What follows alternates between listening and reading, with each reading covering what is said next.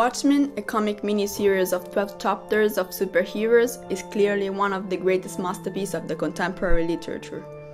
Written by the English tale genius Alan Moore, known for other plays like V for Vendetta and From Hell, and drew by his fellow countryman Dave Gibbons, it was published in monthly comic strips by the DC Comics between 1986 and 1987, becoming the only graphic novel to have won the Hugo Award and to have got on the Time magazine list of the 100 best novels written in English since 1923. The miniseries, more intricate and complicated than it may sound, is a tangle of events and continues cultural, historical, iconographic, philosophical, psychological, ethic, and metaphysic references that supply direct and indirect information that are integrated brilliantly in a remarkably original plot. The novel is addressed to a mature public that is able to understand all its intrinsic references because of its complexity. The story is set in New York in 1985 and it is described very similarly to the real historical period, where the USA and the Soviet Union are protagonists of the Cold War. Rorschach's Journal, October 12, 1985. That's quite a drop. A little money got stolen, but no way is this a straight burglary. Somebody really had it in for this guy.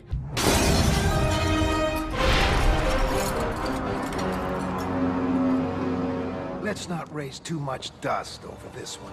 We don't need any masked Avengers getting interested in cutting in. And what about Rorschach? He's crazier than a snake's armpit and wanted on 2 counts, murder 1.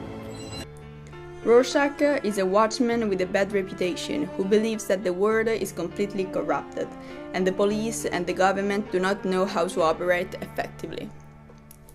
Nevertheless, he becomes aware of the homicide and when he starts to investigate, he finds out that the victim is the comedian, a very immoral, violent and cynic man, one of his former colleagues in the Watchmen, a group of masked crime soldiers.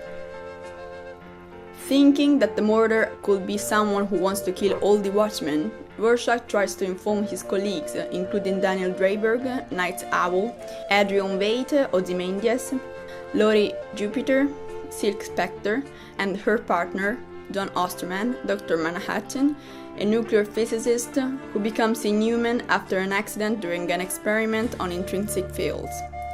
Osterman's skills are a lot: the control of the atomic level of the matter, the teleport, the ubiquity, and the semi-omniscience. In his first ever live question and answer session, let's have a big hand, please, for Doc Manhattan himself, Dr. Jonathan Osterman. Did you know that Miss Janie Slater, linked romantically with you in the 60s, is currently suffering from lung cancer? Doctors have given her 6 months to live. But I wasn't told.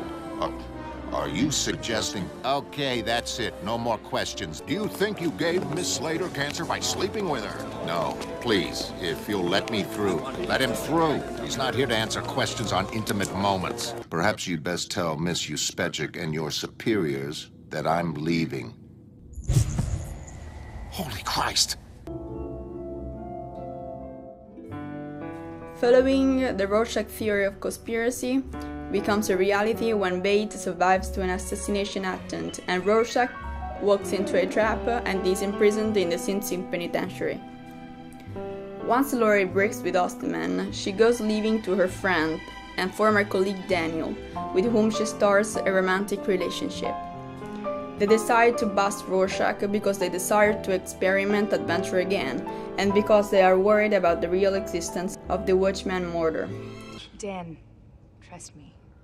I have to go. Laurie finally succeeds in the attempt to persuade John to save the Earth by the nuclear holocaust to which it is destined. Daniel, found something. Rorschach, I think we're in bad trouble. The person behind this, the person we're up against, I think it's Adrian. Rorschach's Journal, November 1st, 1985. Final entry. Left Veidt's office just before midnight. Dreiberg, convinced Veidt's behind everything, is serious about visiting Antarctica. They arrive in Antarctic and Adrian Veidt confirms each of their theories, explaining that his plan is to prevent the atomic conflict. The only logical solution is to ensure that the USA and the Soviet Union find a valid reason to move closer together and to put an end to the war. He decided to create a common enemy, a monstrous and fatal danger that threatens the entire world and that forces the two superpowers to call a truce. In order to implement this plan, Veidt chooses the American capital, that he tears down and of which inhabitants exterminates. Despite the cruelty and insanity of Ozymandias' plan, Dan, Laurie and John realize that revealing the truth to the rest of the world will stop the difficult peace that was created, and they accepted to shut up. However, Rorschach, who is dominated by the most rigorous moral absolutism, according to which there is the good and the evil has to be punished without any kind of compromise, decides to oppose to the silence and to die. Unfortunately, peace is not destined to continue, and the truth comes out. What makes Watchmen so interesting is not the development of the story, but the characterization of the superheroes and their humanity. They are presented through their human and daily aspect, and not as extraordinary people, destroying their archetype of the conventional superhero. They are described as to have ethical and personal problems, flaws, neuroses, and difficulty to relate to the other members of the group. Furthermore, none of them, with the exception of Dr. Manhattan, has a real superpower. In fact, the characters are common people who became masked watchmen because they choose to do this job. Although the novel has a realistic background, thanks to which the readers can identify with the characters, the existence of masked watchmen brought to the subverting of some important historical event, such as the Vietnam War, won by the USA thanks to the intervention of Dr. Manhattan, and the Cold War, that ends with the massive extermination and the coalition between the states against the common enemy.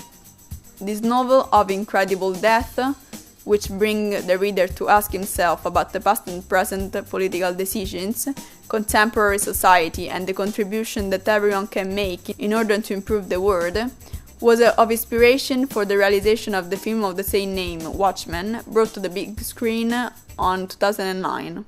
The film is a quite faithful cinematographic transposition of the comic strips, because it describes, in the best possible way, the complicated story.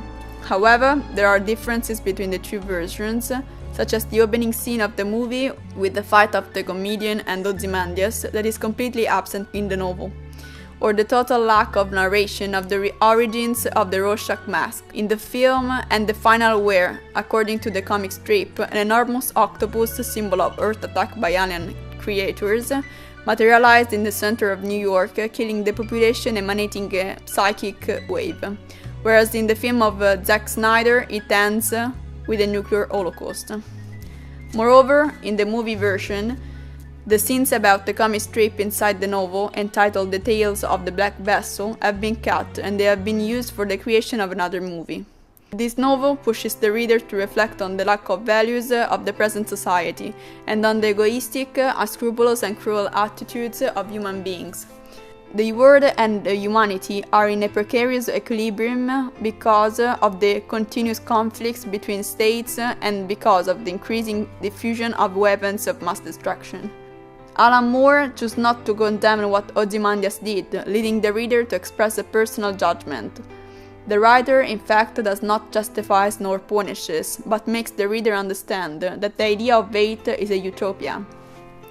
A better world will not be created by the disaster, and the stability is not to be considered as durable. The reader must ask, is it possible, necessary and just to sacrifice the individual in order to reach the hypothetical common good? Does the man have the right to decide the death of another person? Which is the authority that allows human beings to determine the annihilation of the others? It is terrible to imagine that someone could have the power to choose if a person can live or must be killed.